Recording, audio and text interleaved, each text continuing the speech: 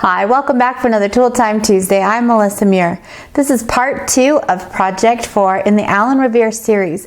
We are working on the curb and cable chains. In the last video, we created all of our jump rings. We made certain that they were oval.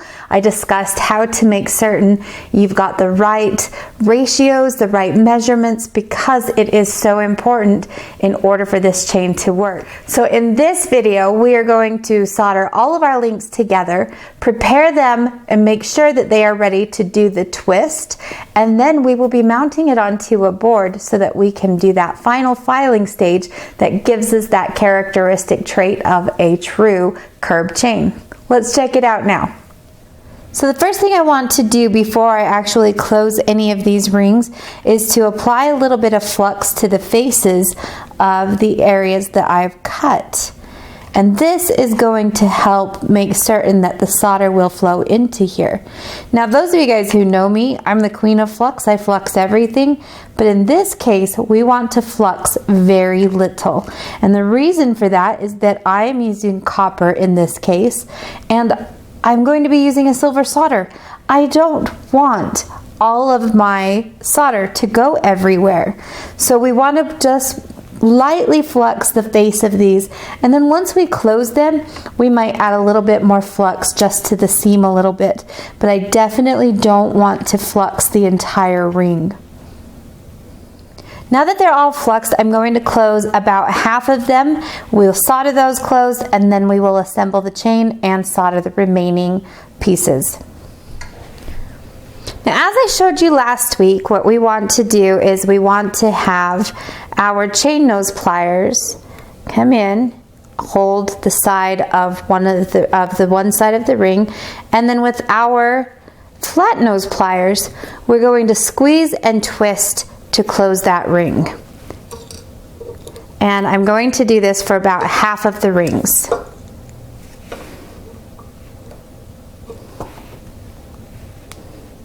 To solder these, I'm going to hang these over the charcoal block, just barely, it doesn't take much.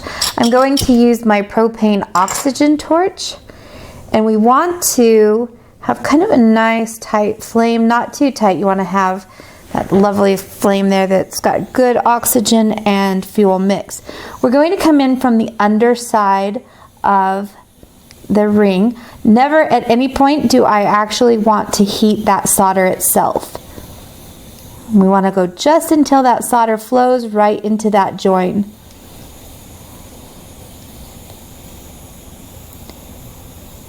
Now my torch is in my non-dominant hand, whereas my pick is in my dominant, so that I have control if necessary to move that solder around or stabilize my ring.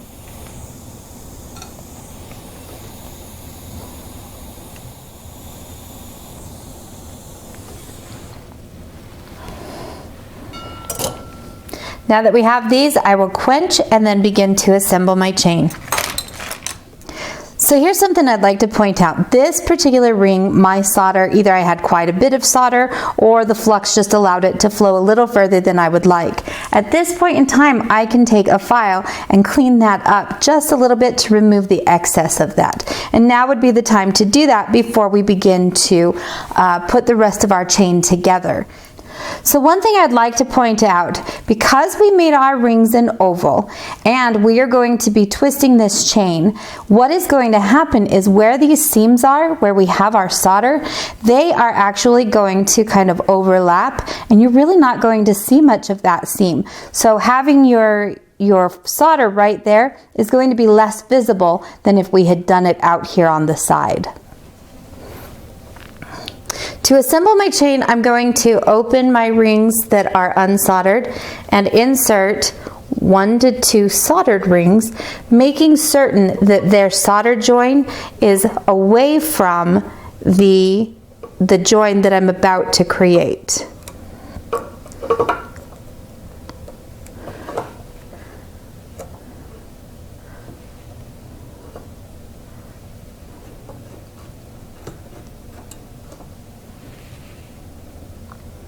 And you want to make certain that when you close this ring, it's closed nice and tight. Next thing, we are going to put this link that we've just created with our 3 into a third hand.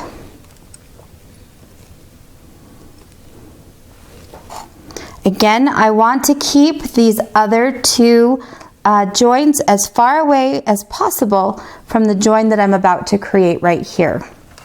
If necessary, add just a little bit of flux right there to that seam. Add your solder pallion.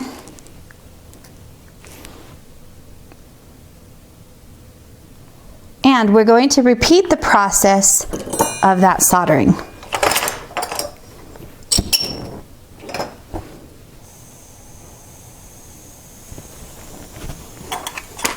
Once again, I'm going to work away from this, but I want to not hit those other solder joins either. So we're going to work with a nice tight little flame right here at the tip. I'm avoiding hitting that solder pallion with my flame, and there it goes. Perfect. We're going to quench this, and we're going to repeat until the chain is completed. You have a couple of ways that you can do this chain. So here you can see I've got 2 sections of 3 links that are done. Now I could just take a link and complete or add these 2 together, so you could make multiples of these little sections and then just link them together. Or you could just continue to add 1 link, solder it, add a link, solder it, add a link, solder it. It's totally up to you. Both are completely appropriate, but however you choose, get the rest of your chain soldered now. Once we have all of our links soldered together, you want to ensure that everything moves. So it's going to be a little bit tight, but you definitely want to have movement in all of your rings. Like I can tell that there's a little place right here that I need to adjust because of how it sticks. But for the most part, my chain moves really well. So what I'm going to do now is put this into my pickle, clean it up. I'll brass brush it or use a Scotch-Brite to kind of give everything a uniform surface, and then I can really double check my links. And it's going to be very important that you do that, because when we go to apply our pressure to twist this, that's when your links are going to break. So we want to make certain that everything is soldered really well. My chain has now come out of the pickle. I've taken a brass brush, but you can also Scotch-Brite this. This is the greatest time to make any adjustments. So as I look through my chain, there's a couple of things that I'm looking for. The first thing I want to do is verify that all of my links are completely soldered shut. In addition, if there happens to be any extra solder or any burrs left over from when I did the sawing of each of those rings, now is the time to address that. And if you see any links that look like perhaps they're not quite soldered as well as you'd like, you must address it now, because in the next step we are going to be applying a lot of pressure, and we want to make certain that our chain does not come apart. So take a moment, and I would highly suggest that you even do this under magnification and just check each of your links. Now, if there happens to be an overabundance of solder, it's easy to take care of, because for the most part it's just a really light surface solder. If you've done things correctly, then the solder, the majority of that, should actually be inside of that join where we want it. Once you've verified that all of your links look good, we need to get them into either a hand vise, or in this case, I'm using a vise grip. And what I'm going to do is open this up, and I want to close down my ring at about the halfway point. If you recall from one of my videos before where we talk a little bit about the vise grips, you want to tighten this knob until you feel some resistance. I'm going to open this back up, give half a twist on my knob, and now we should have a really nice secure grip on our ring. Now it's time to take it over to the vise and do our twist. So here at the vise, what I want to do is just open this up. Now remember, we are going to sacrifice basically our first 2 rings. So if you are doing this with a more precious metal like silver, gold, or anything like that, I highly suggest you use the first 2 rings out of some other material. So the next thing I'm going to do, make certain that that's in there nice and tight. Now what we want is we are going to be pulling very tightly against this vise, so towards us, while we do a twisting motion, and that is going to really put a lot of stress on our links. So this is where you're going to find out whether or not you've soldered properly or not. So what I'm going to do is just going to pull this as tight as I can, and I'm going to begin to twist. And you always want to pull very, very tightly, because if you do not, what will happen is these will start to bind up on themselves. Keep pulling very, very tight. And you'll start to see this twist starting to happen. And we want to keep going until we get this all into alignment. And just another couple twists and we should have that.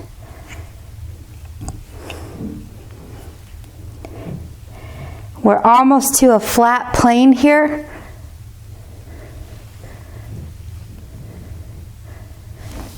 I want to take it just a little bit beyond. There we go. So that when this lays on my wrist, or however it's going to be, whether it's a necklace or anything like that, then it's going to have some good movement. And you can see here, we actually have a really good movement. A little bit of a tightness right there with one of them, but I think that'll work out as we begin to do our facets. I'm going to release my vise, my hand vise here, and then I will release the chain from our vise. And this is what we're left with. Pretty happy with that.